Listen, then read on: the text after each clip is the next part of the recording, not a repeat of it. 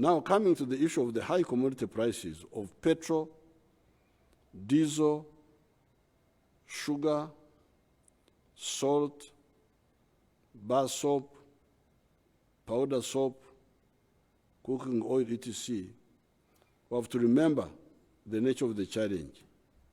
Kubandama, collapse, or survive. Kweta Honoka. As already pointed out above, the problem of high commodity prices is not as dangerous as COVID-19. However, if it is not handled correctly, it can lead to collapse of the economy. Yet, with patience and correct response, it will turn out to be an advantage to the country. If you mishandle it, it can cause collapse. But if you handle it well, it will actually become an advantage. Straight away, a serious problem solver would cluster the commodities with high prices into two categories. The imported ones on the one hand, and the locally produced ones on the other hand. You must do that. You must say these commodities with high prices, which are the ones which are imported? Because those are more dangerous. Those are more dangerous. They are the ones which can take away all the blood and you remain dry.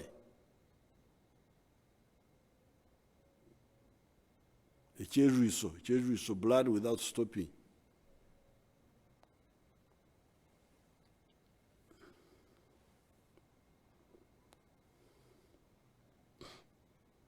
Some of the ideas people think about when confronted with high commodity prices are the idea of subsidy.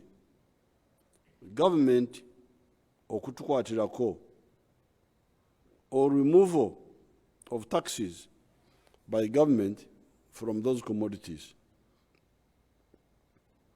With the imported commodities, this is a recipe for disaster. It will lead to collapse of the economy. Why? Let us take the example of petrol. A liter of petrol, before the rise of prices in November 2021, was Uganda shillings 4,590, which meant US dollars 1.3 at that time. A liter of petrol is now Uganda shillings 5,500, which means US dollars 1.48. This is all with the tax. The more expensive liter of petrol, ey'obuseere, kati liter eyo eya petrol efuuse liter ey'obuseere, has become an expensive liter, is doing two bad things. This liter is doing two bad things.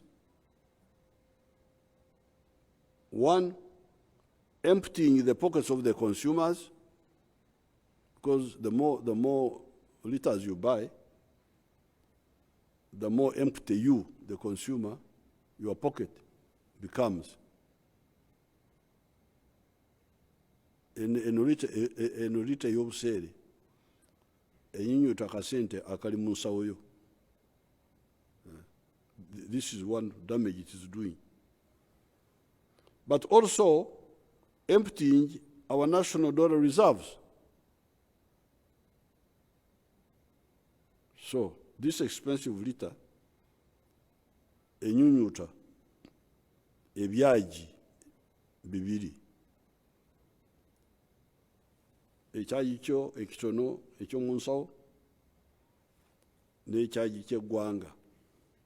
Ekyagi is the Luganda word for the granary. Ekitara n'Olunyankole. I think in what they call it Enguri. In actually they call it Dero. Dero. I think in others they call it Edula or something like that. So this expensive liter of petrol is very dangerous because it is sucking money from pockets of individuals, and because when we buy from outside, we don't buy with Uganda shillings, we buy with the dollars. So it is also sucking dollars from our national reserve. More.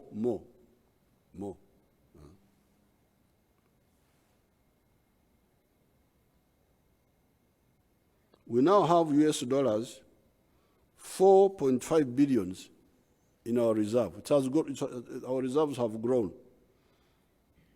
There used to be about $3 billion. They are now $4.5 billion in the reserve. These are enough to support imports for 4.2 months. Support imports normal like the way they were. When the prices were normal, they would support imports for 4.2 months. Now, when you bring these ones, if you say these expensive ones, you need to watch out. If we subsidize or even just remove the taxes on imported commodities, the level of consumption will either remain the same, but this time each liter taking more dollars, or actually increase.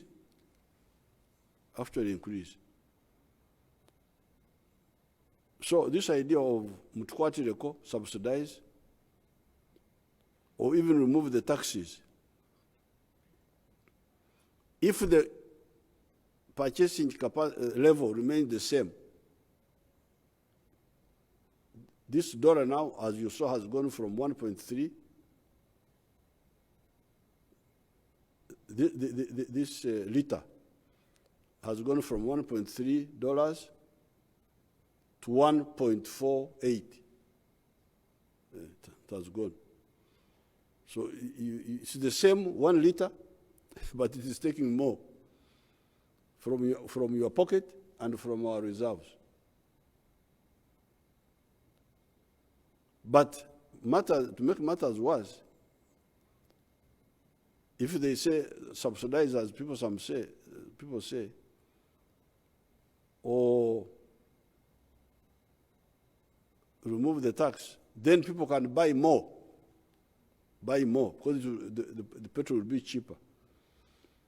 If they buy more hemorrhage from not only no, this time it's actually to be more hemorrhage from the national reserves. Because the people will not feel the hemorrhage in their pocket, but the reserves will be bleeding.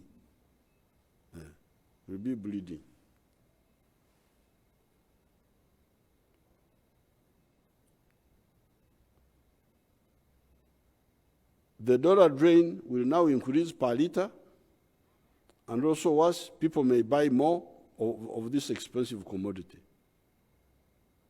With the Great Lakes area, our region, there's another problem: smuggling, magendo. When an item is cheaper in one country, e.g. Uganda, there's a powerful incentive for smugglers to buy cheap in Uganda and sell expensively in the neighboring country. That is also another problem. Therefore, cheaper petrol in Uganda would be cheaper for the region, for the whole region. It would seriously encroach on our reserves. Moreover, the removal of taxes on some of the commodities would mean tax loss to the government of Uganda shillings 1.53 trillion for petroleum, 1.15 trillion for diesel, and Uganda shillings 520 billion for wheat. If we were to remove the taxes, the dollars would go more from the reserves. Then the government would also lose, would not have taxes. How then do we fund our budget for the roads, electricity, schools, medicine, security, etc.? There are items we do not tax, e.g. medicine. We don't tax medicine. We don't tax it. We don't tax raw materials, etc. It is therefore not true that we tax everything. The very crucial items are not taxed. Therefore, removing taxes or subsidizing many of the imports is suicidal and a blunder. In my head, I had sympathy. Here I'm talking about removing tax on imported products or subsidizing them. This is suicidal and a blunder. Now, coming to the internally, in my head, I had sympathy for removing taxes on the locally produced goods such as sugar, milk, cement, etc. Because if people buy more of them, it will be good. They will be buying more local goods. This was until I went to the cabinet and looked at the taxes to be lost. On sugar, would lose Uganda shillings 193 billion in taxes. On cement, Uganda shillings 200 billion. On Mitayimbwa, steel bars, 120 billion. So these three alone, as you can see, are already in tax loss would be more than $500 billion, 500 billion. Now, if you go on the other side, a road like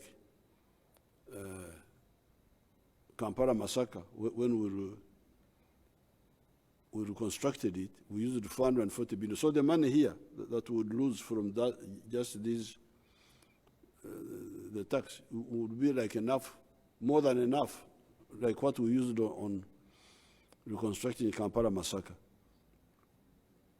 So that means all these plans we have planned, this road should be done, this road should be done, this one, this power here, this would now have to stop. All that would have to stop, and we simply consume more sugar, more what? Okay, that's good, but is it wise? Is it wise? Because we need to solve these big problems. The road, the electricity.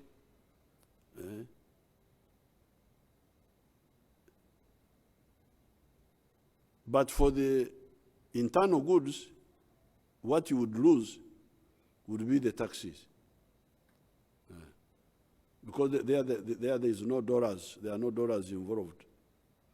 You lose the taxes, you lose the taxes, and you would lose the plans which those taxes were supposed to implement.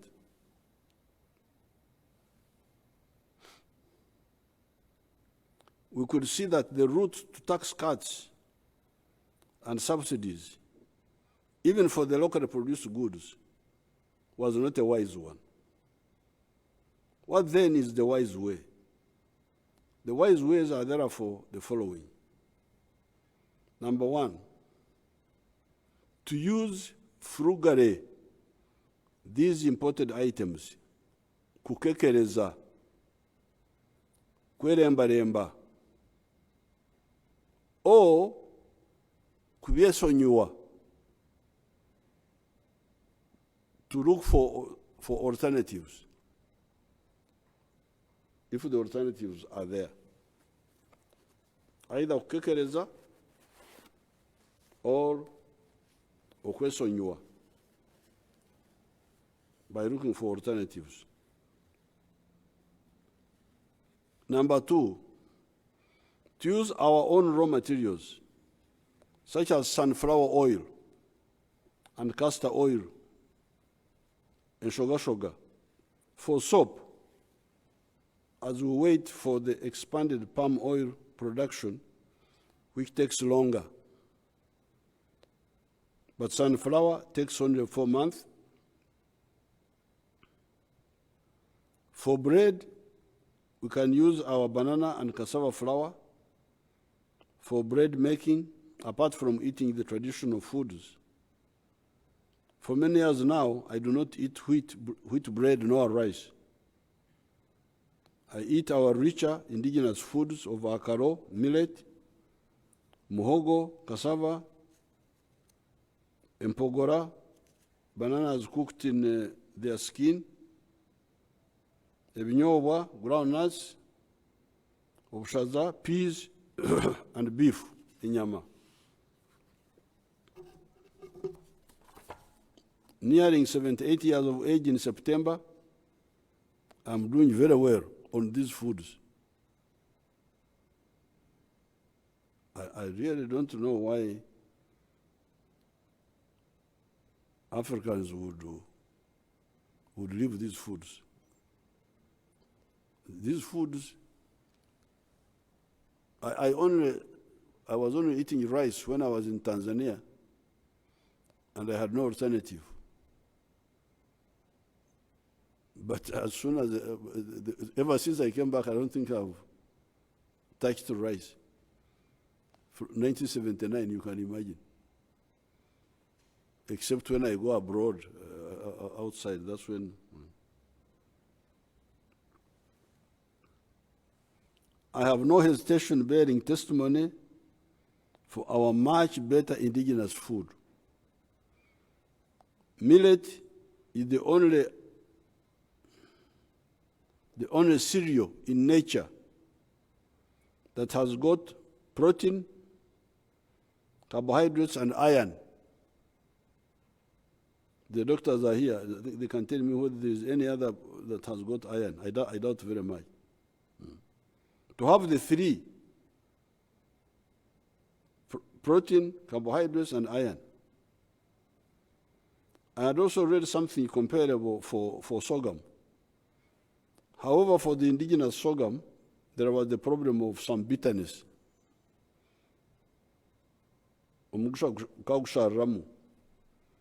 However, with the biotechnology by our researchers, the bitterness can be removed. We, the Ntungamoists, you can call me a Ntungamoist, can call me a man of Ntungamo.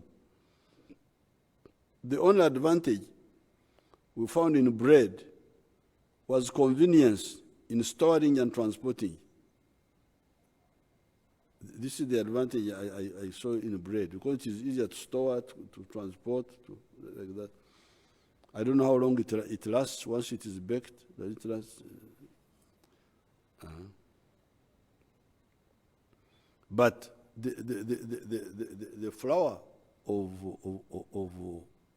maize, of kalo, can stay for a long time. And the kalo can stay for a long time. So I think even the storing maybe the advantage of bread, transporting and storing when ready for eating. Yeah. But the flour can last a long time. However, even that one of ready to eat, this is what Dr. Mranga in Nyaruzinga, in Bushenyi, is going to solve with the banana flour and cassava flour. which are much healthier than the wheat flour that has got the problem of dry gluten, which is 9.9%, and therefore is not good for human body. The scientists say that this wheat is not so good for the human body because of this gluten, which is in the wheat.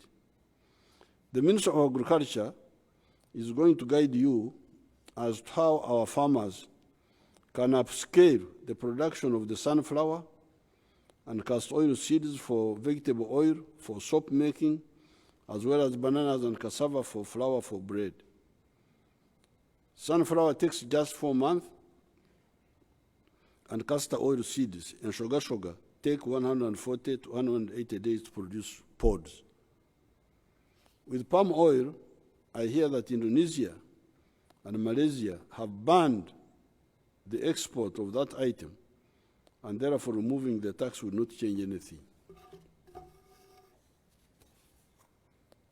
This leaves the problem of petrol and diesel, products for which we do not have an easy local replacement until our own oil comes on stream in 2025, with the first production and the refinery expected in 2026.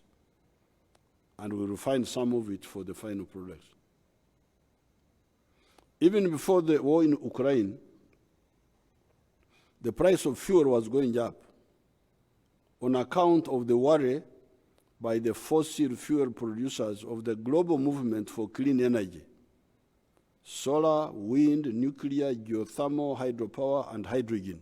Because there is that movement, which is a good movement, to go from fossil, this oil, to this, which has got some, which produces carbon dioxide, which interferes with the atmosphere, with these cleaner sources of energy: solar, wind, nuclear, geothermal, hydropower, hydrogen. There was a conference in Scotland, and there was a plan to within some coming years, to get petroleum out, and we'll go to electric cars and so on. Now, because of that, on account of that fear, the petroleum companies were apparently no longer exploring for new reserves. Because of that, okwera kiroko nti ebya oil bigenda kukomeyo mumaso, looking for new oil, they stopped. Yet, the new clean energies would take time to be available. The Russian-Ukraine war has made it worse. Just before the Ukrainian war, the price of crude was US dollars 80 per barrel. It is now US dollars 114 per barrel.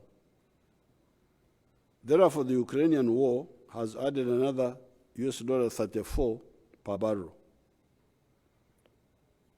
Of course, this is an artificial addition caused by the countries of the global north, the Bazungu, mishandling their bilateral relations and also mishandling global affairs as well. We are quietly engaging these actors to see how these actors can remove this artificial burden from the world, because now this extra $34 is really caused by our Bazungu friends. Because the Bazungu are the ones involved in all this.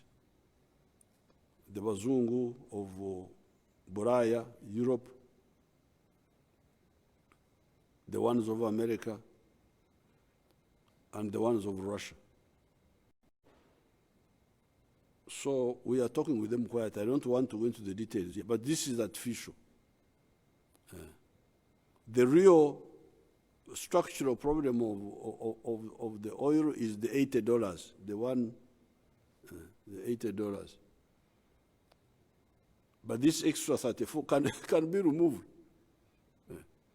Because, for instance, I hear, because you see the Wazungu are fighting, they have now boycotted Russian oil.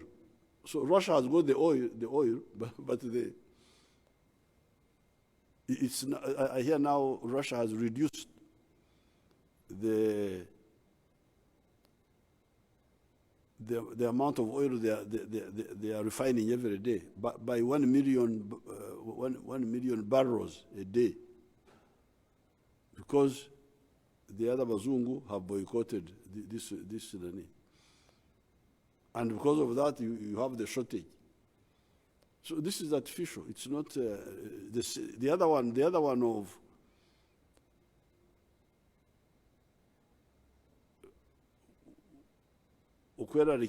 worrying about the future of oil is more structural, is more organic with the problem. So if it was the only one,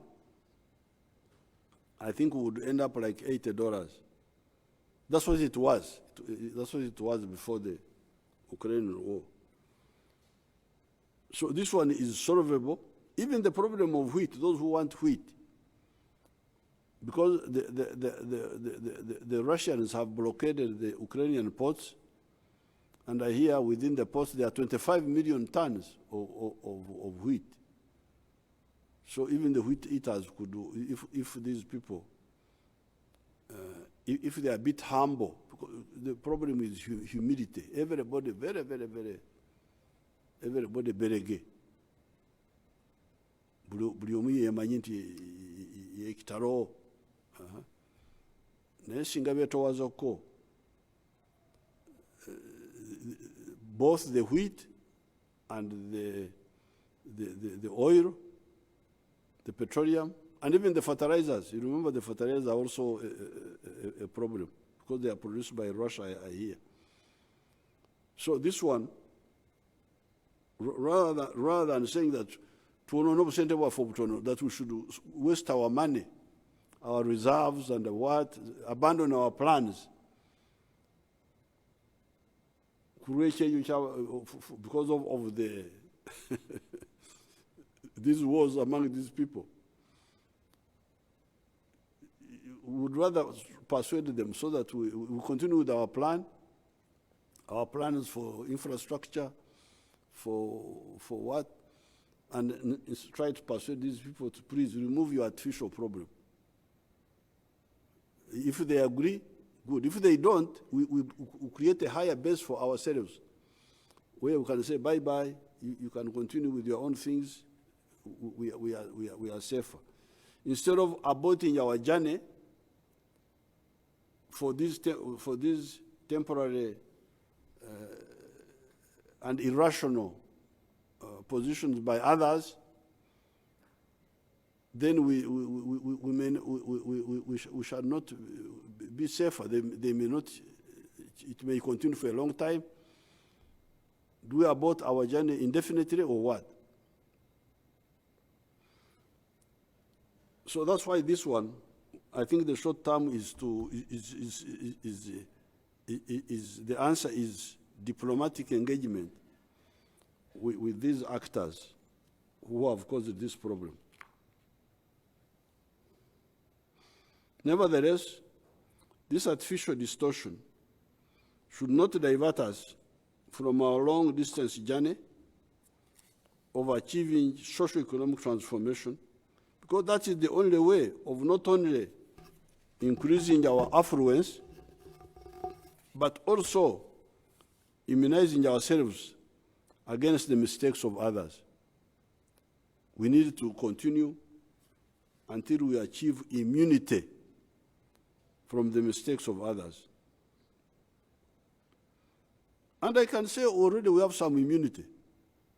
We already have some immunity because of what has been done, in spite of being obstructed by some elements within Uganda that many times delay our programs.